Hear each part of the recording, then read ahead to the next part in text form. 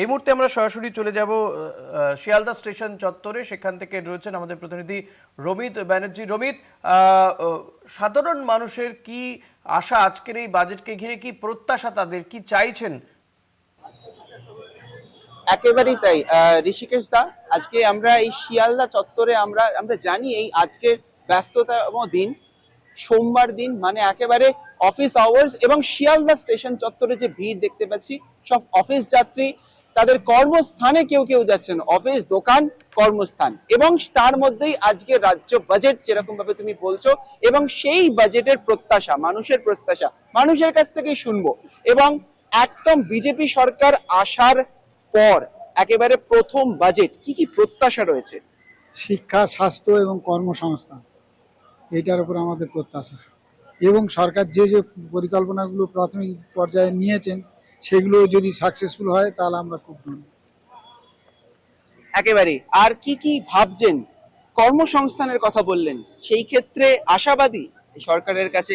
কারবারের পক্ষে যেন সুযোগ সুবিধা, গরিব মানুষের পাশে দাঁড়াক, কারবার যেটা সুযোগ সুবিধা, মানুষ যাতে সুযোগ সুবিধা পায় আগামী দিন, সরকার যদি এই স্টেপটা নেয় যেন ভালো হয়, না তো আমরা কোথায় যাবে গরিব মানুষ। একেবারেই তাই। দেখো, গরিব মানুষের যে কথা, যাতে কর্মসংস্থান হয়, শুধু তাই নয়, স্বাস্থ্যের ক্ষেত্রেও আপনি বলছিলেন একটু আগে, আমরা দেখছিলাম পাশেই বেশ কিছু হাসপাতাল রয়েছে শিয়ালদা চত্বর, তারা বহু মানুষ দূর দূর থেকে আসে যাতে চিকিৎসা করার জন্য, এবং সেই চিকিৎসা করানোর জন্য কিন্তু কলকাতায় ছুটে আসে, এবং গ্রাম বাংলায় সেই চিকিৎসা আরো যাতে উন্নয়ন হয় সেই নিয়েও আপনি কথা বলছিলেন। স্বাস্থ্য ক্ষেত্রেও যাতে বাজেট, সেই বাজেটের দিকটায় কি কি, সেই স্বাস্থ্যের ক্ষেত্রে কি ভাবছেন?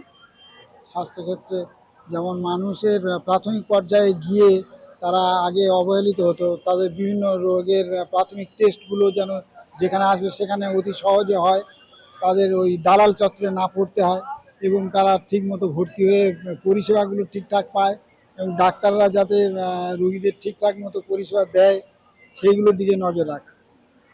একেবারেই। তো সুতরাং স্বাস্থ্য, শিক্ষা, সমস্ত দিক থেকেই যাতে এই বাজেটটা যতটা কংক্রিট হয় সেই দিকেই কিন্তু সাধারণ মানুষের নজর। এবং আমরা সকাল থেকে যেরকম মানুষের সাথে কথা বলে জানছিলাম, আমার এই শিয়ালদা চত্বরেই অনেক মানুষজন রয়েছে যারা প্রত্যেক দিন ট্রেনে করে আসেন একটু কর্মস্থানের জন্য, কর্মক্ষেত্রে তারা কেউ কিছু হয়তো বিক্রি করেন। আমি তাদের সাথেও কথা বলছিলাম, তারাও বলছিল এই বাজেটটা, অর্থাৎ একেবারেই আমরা জানি আমাদের রাজ্যের যে অর্থমন্ত্রী, অর্থাৎ সেই অর্থমন্ত্রীর সেই বাজেট প্লাস, এবং সেই বাজেটে কিন্তু আশাবাদী সাধারণ মানুষেরা। আমরা আরো বেশ কিছু সাধারণ মানুষের সাথে কথা বলতে চাইবো। আমি একবার একটু কথা বলবো। তো সুতরাং দেখো, এইখানে আমি পর মানুষের কাছে একটু পৌঁছে দেওয়ার চেষ্টা করব যে বাজেট নিয়ে তাদের যেই ইয়ে, আজকে রাজ্য বাজেট কি চাইছেন? রাজ্য বাজেট সরকার যেটা ভালো বুঝবে সেটাই হোক, হিন্দুদের সরকার, এটাই ভালো লাগলো, এটাই আনন্দ, যা করে হিন্দুদের জন্য করলে আরো খুশি হবো কিছু।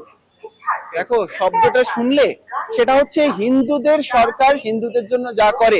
আর শুধু হিন্দু মুসলিম নয়, বাজেট কিন্তু সকলের। আমি আরো মানুষজনের সাথে কথা বলবো। আজকে রাজ্য বাজেট, কর্মস্থানের মানুষ কথা বলছে, রাজ্য বাজেটে কি আশা রাখছেন? রাজ্য বাজেটে কি আশা রাখছেন? আজকে রাজ্য বাজেট, তো সেই রাজ্য বাজেটে শিক্ষা, কর্মস্থান কি চাইছেন? কর্মসংস্থানের দিক খুলে যায় চারিদিক, যাতে প্রচুর মানুষ একসাথে সুযোগ পায় কাজে। ঠিক আছে। আর শিক্ষার যে ব্যবস্থা আছে তার পরিবর্তন চাই, যেভাবে এতদিন চলে আসছিল সেই চেঞ্জেস চাই। শিক্ষা ব্যবস্থা পরিবর্তন অর্থাৎ আমাদের যদি ভেঙে বলেন। শিক্ষায় পাস ফেল প্রথা চলে আসুক, এগুলো চাই। আচ্ছা দেখো, যেরকম ভাবে সাধারণ মানুষের থেকে শুনছিলাম, এক একজনের এক এক রকম ভাবনা, এবং তারা চাইছেন, কেউ বলছেন, কেউ সরকারের উপরে ভরসা রাখছেন যে সরকার যেটা করবে সেটা ভালোই হবে, মানুষের জন্যই করবে।